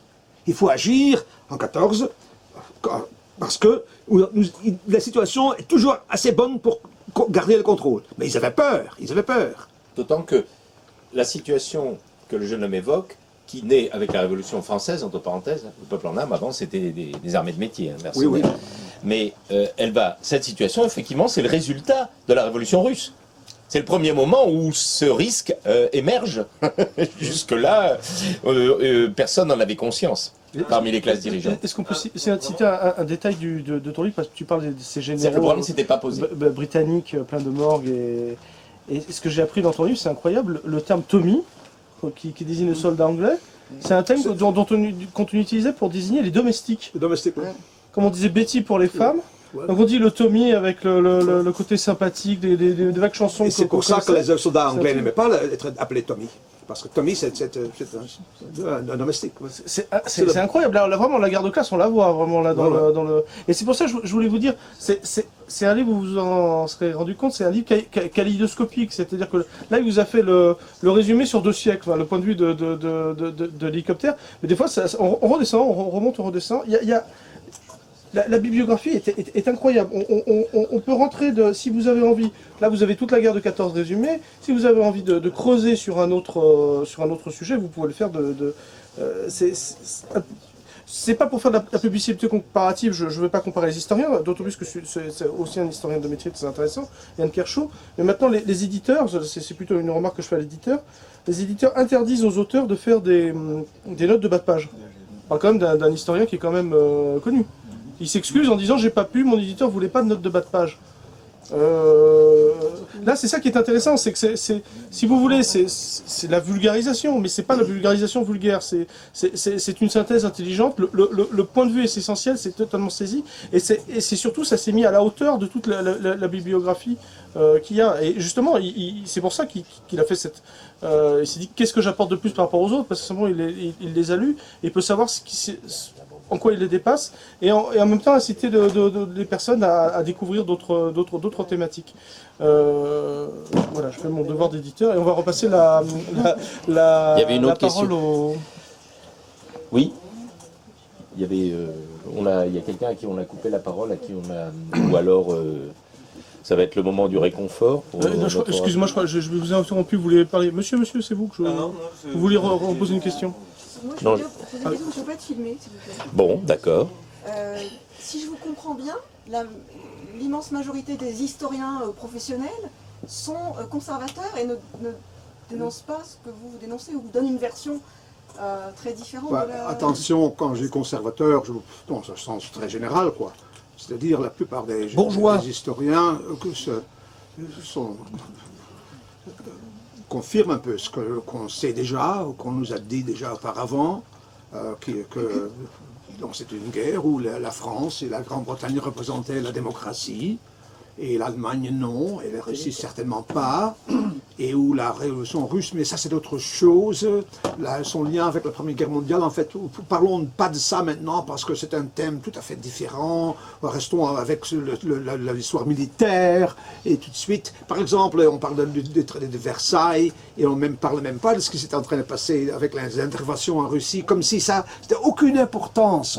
Ce que j'essaye de faire, et la plupart des historiens conservateurs ou libéraux, n'importe quoi, ne le font pas, c'est de montrer donc les connexions, les liens entre les problèmes sociaux, économiques, et les batailles et les problèmes politiques entre nations.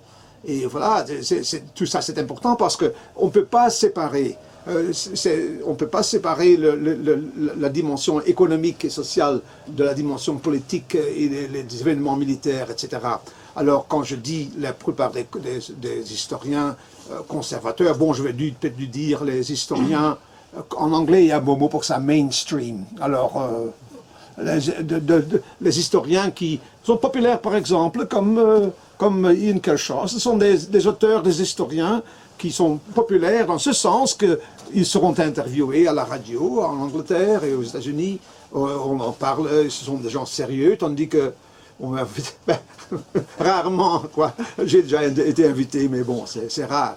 C'est parce que c'est pas considéré, et notre trop radical, vous voyez, trop radical. Et on dit, ouais, marxiste, par exemple. C'est fini, il faut pas même plus discuter, parce que tout a été dit, c'est marxiste. Ben, c'est marxiste, oui, mais au moins les autres sont anti-marxistes, ou sont conservateurs, ou libéraux. L'histoire vraiment objective n'existe pas. En fait, objectivité, qu'est-ce que ça veut dire? Donnez-moi les faits, par exemple. Je veux pas d'idéologie dedans, je les faits. Mais déjà, mon choix des faits dont je vais vous parler, c'est déjà un choix subjectif. Alors, l'objectivité totale n'existe pas. Chaque auteur, même ceux dont on donne... Oui, ça, c'est vraiment une étude objective. Hein. La mienne ne l'est pas, c'est vrai. Mais ça n'existe pas. L'histoire, c'est les sciences humaines. C'est pas comme si c'est possible de dire voilà les faits, seulement les faits. Parce que si je veux prendre tous les faits, des livres de 100 millions de pages pour les faits, quels faits? Alors là, je commence déjà à choisir, je fais mon choix, et c'est déjà un peu objectif. Ils sont plus conformistes que conservateurs. Conformiste, conventional, on dit en anglais, conventional, conventionnel. Ouais. Dans le contexte, le livre qu'ils ont imposé il y a 1 ou 2 ans, enfin en 2014, c'était les Somnambules, on en a, pas, il en a parlé. Clark, oui. Ils ont vraiment osé ressortir la thèse des vilains Serbes.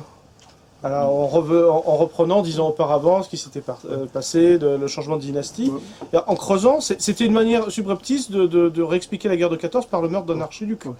On pensait que ce genre de théorie était un peu derrière dépassé. les Serbes, c'était les Russes, hein, évidemment. C'est toujours les Russes qui sont derrière ce genre de choses. Permettez-moi d'expliquer encore une fois une raison, par exemple, pour laquelle mon genre d'histoire n'est pas tellement aimé par les médias et par les autorités. Je parle, par exemple, aussi de la dimension économique, de l'impérialisme, si vous voulez. Alors, j'ai déjà dit que quand on parle d'impérialisme, bon, c'est un léniniste, pas seulement Marx, c'est léniniste, et stalinien sans doute aussi. Et Trotsky, n'importe quoi. Totalitaire, en fait. Oui, totalitaire. Non, Trotsky, non, pas Trotsky. Non. Mais alors, en Belgique, on croit volontiers.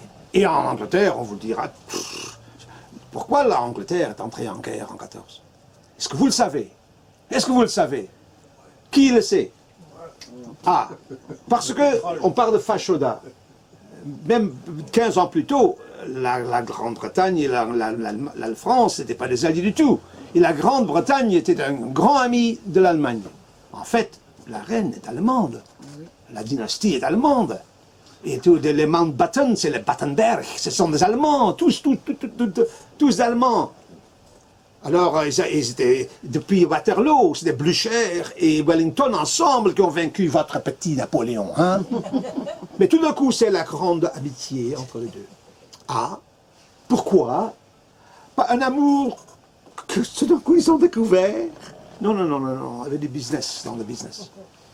Parce que les Britanniques se sont rendus compte que même l'Allemagne était devenue un concurrent dangereux. Plusieurs domaines. Par exemple, ils sont en train de construire une grande flotte qui fait concurrence à la Royal Navy, qui est la clé de notre position au monde. Le plus grand empire au monde.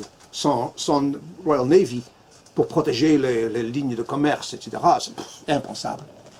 Alors, quelque chose d'intéressant se produit autour de 1900. On n'en parle pas dans d'autres livres et vous comprendrez pourquoi. Mais moi, j'en parle. Jusque 1900, le carburant pour les bateaux, c'était quoi? On ramait plus, ça c'est le charbon. Alors, les bateaux britanniques, partout au monde, ils se faisaient toujours s'arrêter quelque part où ils gardaient leur charbon. Par exemple, les Falklands, les Malvinas. C'était des îles qui appartiennent à l'Argentine. Ils en avaient besoin parce qu'après avoir traversé l'Atlantique, et maintenant il faut foncer dans le Pacifique, il faut du charbon. Alors les Falklands, c'est pas pour les moutons, hein. Bah, ouais. Mais bon, peut-être, c'est ça ce qu'on préfère vous dire. Mais bon, en 1900, c'est terminé avec le charbon. Parce qu'on a découvert un nouveau carburant, le pétrole. Le pétrole. Ouh. Et on change tous les bateaux. Parce qu'avec le pétrole, on peut faire le tour du monde sans s'arrêter. On n'a plus besoin de charbon. Formidable. Et on commence à construire de nouveaux bateaux. Les Allemands aussi. Alors on commence du même niveau. C'est déjà un problème. Et le charbon pour l'Angleterre, n'est pas de problème parce qu'il y avait beaucoup de charbon en Angleterre. Il y a en Angleterre, on dit « carry coal to Newcastle ». Il y avait à Newcastle il y avait beaucoup de charbon. Mais le pétrole en Angleterre, il n'y en a pas. C'est un problème, n'est-ce pas? Alors, où est-ce que les Anglais ont trouvé leur pétrole avant la Première Guerre mondiale? Personne dans les autres livres ne parle jamais de ça. Comme si ce n'était pas important du tout. Ben oui, mais je pose la question. Et la flotte française, eux aussi, ils ont construit des avions, des bateaux, n'est-ce pas? Mais alors, d'où venait le pétrole à ce moment-là? Vous ne le savez pas, je vais vous dire. Les États-Unis. Les pays qui produisaient le plus le pétrole et en exportaient et vendaient. Rockefeller, Standard Oil, Exxon, Esso. Et est-ce que c'est une bonne affaire? Alors bon, les Britanniques vont acheter le pétrole comme les Français chez Exxon. Est-ce qu'ils sont heureux? Non, ils ne sont pas heureux. Pourquoi pas? Parce que dans le camp des impérialismes, il ne faut pas penser que l'impérialisme britannique et américain sont des amis, les anglo-saxons, non. Ce sont de grands ennemis, depuis toujours. On croit toujours que les Britanniques et les Américains, ils s'adorent, ils s'aiment tellement. Pas vrai du tout. Moi, j'habite le Canada. Ça s'appelait la Nord-Amérique britannique. Contraste avec le Nord-Amérique non et anti-britannique des États-Unis, qui était devenu indépendant grâce à la faute des Français. Lafayette, je vais aller voir ce tombe. C'est à la faute. Sans lui, pas de Trump. Pas de Hillary non plus. En tout cas, et encore vers la fin des années du 19e siècle, il y avait des conflits, par exemple la frontière entre le Canada et l'Amérique. Vous savez où ce que c'est? Ils avaient des conflits parce qu'il y a des endroits, des forêts par exemple, où ils avaient encore des descendants des Français qui vivaient là quelque part, entre le Québec et le Vermont, etc. Mais où est la frontière? Alors, une grande discussion entre l'Angleterre et presque la guerre. Parce que vous ne savez pas que pendant la guerre napoléonienne, il y a eu une guerre entre la Grande-Bretagne et l'Amérique, de 1812 et 1815. Moi, je ne savais pas non plus. Tandis que quand je suis arrivé au Canada, ils disent « Ah, vous êtes de Gand !» Et la paix de Gand a été conclue à Gand. Voilà la paix de Gand. Oui, à Gand, on a conclu la paix. J'avais entendu parler de ça. On était occupé avec la guerre napoléonienne. Mais il y a eu la guerre, et on a conclu la paix à Gand, dans le bon marché à Gand. Je ne savais pas. J'allais voir, et on me dit « Ouais, c'est ici. » Alors la guerre, alors, il y avait de grandes tensions, et surtout la concurrence en Amérique du Sud. Maintenant, tout le monde pense que l'Amérique du Sud a toujours été dans la poche des Yankees. Non. Non, jusqu'à la Première Guerre mondiale, les armées britanniques. J'étais en Bolivie récemment. Les femmes indiennes ont encore des chapeaux melons comme ils ont achetés par des Anglais. Le Chili, c'est presque un pays britannique. L'Argentine, l'influence britannique était gigantesque. Et les Américains sont venus par après, ils faisaient concurrence. Alors les Américains et les Britanniques se détestaient jusqu'en 1914. Quand la guerre a éclaté, est-ce qu'ils n'avaient plus de sympathie pour les Britanniques que pour les Allemands? Pour les Allemands. Pour d'autres raisons. Alors, l'idée que les Britanniques devaient acheter leur pétrole du concurrent américain pas à la limite pour le moment, mais tout de même un concurrent. C'est impensable pour une grande puissance de dépendre d'un concurrent pour quelque chose de si important. Alors, il faut aller trouver des sources de pétrole autre part. Allons voir où il y a du pétrole. Ah, il y a un email, un message en Iran aujourd'hui, la Perse. Bon, alors, là, les Anglais s'arrangent d'avoir le pétrole. Pas facile, parce que les Russes sont là aussi. Il faut partager. Là. C'est comme ça que la Perse a pu rester neutre, parce qu'il y avait les deux puissances. Mais bon, c'est à ce moment-là qu'on a créé la compagnie Anglo-Persian Oil. Aujourd'hui, BP, British Petroleum. Ça vous dit quelque chose? Et Shell, entre autres. Bon. Alors, mais il y a de d'autres nouvelles. Il y a un pays, une région où il y a beaucoup de pétrole. Ça s'appelle la Mésopotamie. Babylone, dans le temps. Aujourd'hui, l'Irak. Oh, beaucoup de pétrole. Mossoul, oui, Mossoul, pétrole. Ben, il nous faut le pétrole là-bas, certainement. Mais à qui est-ce que cette région-là appartient? À l'Empire ottoman. Oh, l'Empire ottoman. Ça, c'est les Turcs. Oui. Oh, ça, pas de problème. Parce que chaque fois on a envie de prendre un morceau de l'Empire ottoman, on met dans la poche. Par exemple, les Français ont même pris la Tunisie. C'était parti de l'Empire ottoman. Et les Ottomans n'ont rien fait. Et nous, on a pris les Britanniques, l'Égypte, oui. Et en 1912, les Italiens ont pris la Libye. Oui. Et Chypre. Oui. Chaque fois qu'on a envie de prendre un morceau, on le prend.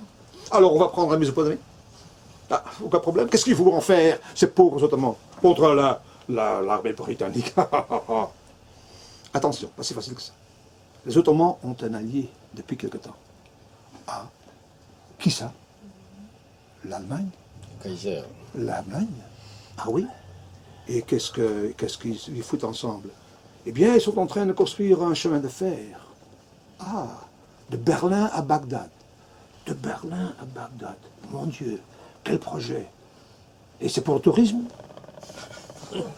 Pour permettre aux archéologues d'aller... Non, c'est ça. Bagdad, Mossoul, le pétrole, je vois déjà le pétrole par le chemin de fer jusqu'à Berlin et à Hambourg et à Kiel pour ravitailler la flotte allemande, notre grande concurrente. Ah, scheisse, merde, shit, on ne peut pas permettre ça. Ça, c'est la fin du monde. C'est la fin de l'Empire. Il faut absolument empêcher ça. Il nous faut. Alors, mais ça veut dire la guerre contre l'Allemagne. Eh bien, oui. Mais la guerre contre l'Allemagne, on a une grande armée. Ah oui, et nous n'avons pas de grande... Oui, on a une grande armée aussi, mais on a besoin de cette grande armée pour garder le contrôle de l'Inde et pour envahir la Mésopotamie. Mais pas pour se battre contre l'Allemagne. Ah, et dans ce cas-là, comment on va se battre contre l'Allemagne? Les Russes. On a besoin de quelques pays qui ont une grande armée et qui détestent l'Allemagne. C'est les Français Ah oui. et les Russes, oui, Voilà. mais on déteste les Français, ça ne veut rien dire. Voilà. Alors on devient l'ami.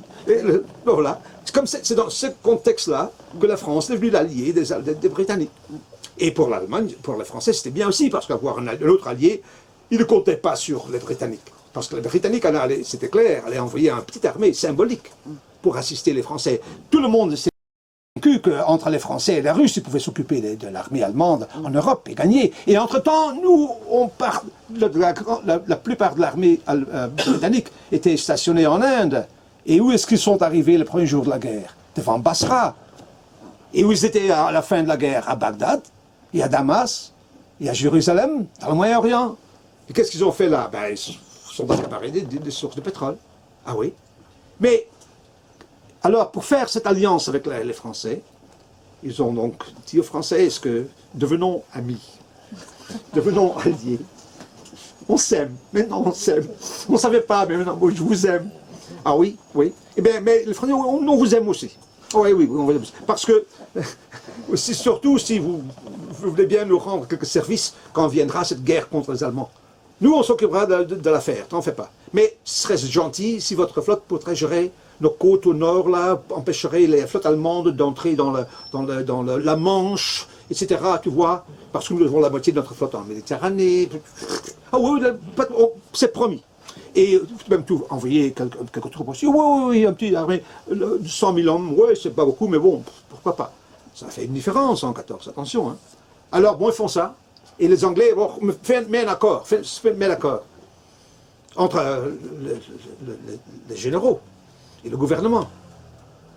Mais en Angleterre, le gouvernement doit annoncer au Parlement qu'il y a tout autre arrangement qu'auparavant. On est maintenant les amis et les alliés des Français avec lesquels, en cas de guerre contre l'Allemagne, on ira faire la guerre contre l'Allemagne. Qui est-ce qui va dire ça au Parlement? On n'aura jamais une majorité. Parce qu'ils croient que les Allemands sont nos amis et les Français sont nos ennemis. Comment expliquer que maintenant nous faisons des promesses aux Français que le public ne la valera jamais et la presse, impossible. Alors tu sais, on ne va rien dire. On va rien dire. C'est la démocratie, mais on ne va rien dire. Peut-être plus tard, quand les circonstances le permettent.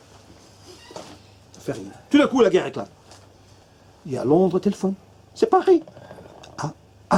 C'est la guerre. Alors envoyez vos soldats, maintenant c'est la guerre contre l'Allemagne. Réunion du cabinet à Londres.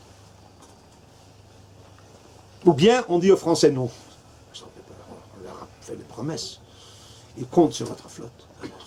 Ils comptent sur notre petite armée. Mais qui va le dire? Comment expliquer aux gens? Un dilemme. Téléphone. C'est Bruxelles. C'est Bruxelles. Qu'est-ce qu'ils veulent? C'est où ça? Ah, Belgique, ouais, c'est où ça? Ouais.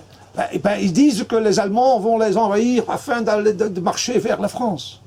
Et ils disent qu'ils ne peuvent pas permettre ça, et vous avez promis de les aider au cas de violation de leur neutralité, blablabla. Bla, bla, bla, bla. Mais ben, on va... Oh, attends ça! C'est parfait!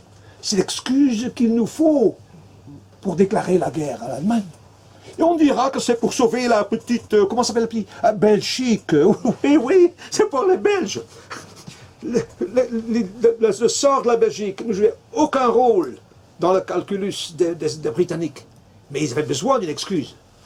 Alors ils ont déclaré la guerre en disant que c'était pour protéger la petite Belgique. Et aujourd'hui encore, on répète ça. Alors, qu'est-ce que vous pensez qu'on aime entendre à Bruxelles et à Londres au moment des commémorations, il y a 2 ans, ou n'importe quand? Les mêmes mensonges, les mêmes mythes. Si on me demandait, voulez-vous venir dire quelques paroles, par exemple, au moment de la commémoration, et moi je dirais, la Grande-Bretagne n'a pas fait la guerre contre l'Allemagne à cause de la Belgique, mais pour le pétrole, de la Mésopotamie, de l'Irak, ce qui jette une certaine lumière sur les circonstances d'aujourd'hui, n'est-ce pas? L'histoire d'être toujours importante aujourd'hui, bien qu'on dira, mais l'histoire, c'est pas important, c'est le passé. Alors, vous comprenez bien que ça, ce type-là, c'est horrible, ce livre-là. Il ne faut pas dire ça. Il faut croire que c'est pour sauver la Belgique. Chez nous, la fête de Saint-Nicolas, c'est très important. Quand j'étais enfant, il fallait croire à Saint-Nicolas, parce que si on cessait de croire à Saint-Nicolas, il ne fait plus de cadeaux. Tu vois? Alors, moi, j'ai toujours cru à Saint-Nicolas. Et le moment que j'ai arrêté de croire, il n'y a plus de cadeaux. Alors, maintenant, je préfère croire à Saint-Nicolas. C'est vrai, et c'est comme ça, la plupart des professeurs, ceux qui arrêtent de croire à Saint-Nicolas, ils ne deviendront pas professeurs. Ou ils n'auront pas le succès comme ce livre-là, qui dit que tout ça, c'était une grande erreur, un accident de l'histoire. Oui. Personne ne voulait la guerre, là, mais tout d'un coup, c'était la guerre. La guerre a éclaté. Grosse malheur. Et le pire, c'est que dans son bouquin sur le nazisme, il consacrait tout un chapitre aux thèses marxistes. Il a bien évolué Mais Snyder va plus loin, c'est encore pire. Les somnambules, etc. Snyder, là, mais juste pour... Et je pense qu'on peut rappeler pour les plus jeunes générations deux faits, sauf s'il y a d'autres questions, parce que vous avez bien mérité le rêve confort. Et peut-être vous voudrez acheter le livre de Jacques Pauwels, parce que là, franchement, il l'a bien vendu, me semble-t-il. Rappelez que la reine Victoria est associée de très près à la famille impériale allemande. Oui, oui. C'est son mari quand même. Son petit-fils. Pour ce qui est de nous vendre des contes incompréhensibles, on a eu par exemple à propos de ça Lawrence d'Arabie. Oui. Ah, Si vous connaissez pas le contexte réel, on a un peu de mal à comprendre ce qui se fabrique là-bas. Ouais. Qu'est-ce qu'il vient foutre là-bas? Pourquoi il en veut aux Il y a des Turcs espions et préparés. comment il libère ces fières populations, ces fières tribus d'Arabie, hein? Pourquoi? Comment? Ou il suffit de lire Tintin dans la première version de Tintin au Pays de l'Or Noir. Vous comprendrez très bien. Le plus puissant. Ah oui, oui. Bah, il y a je l'ai, la version de 48, vous verrez, elle se passe pas dans un émirat mystérieux, le Kemed ou je sais pas quoi, avec des espèces de révolutionnaires fous. Non, ça se passe en Palestine, occupée par les Anglais. Les terroristes, c'est l'Irgun et le Stern, etc. Et l'enjeu, c'est bien le pétrole.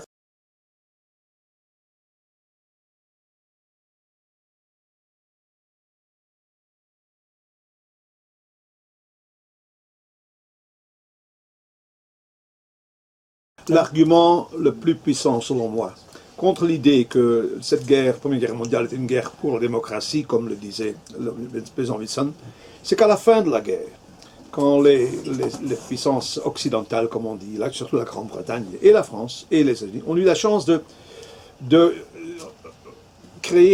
recréer le Moyen-Orient.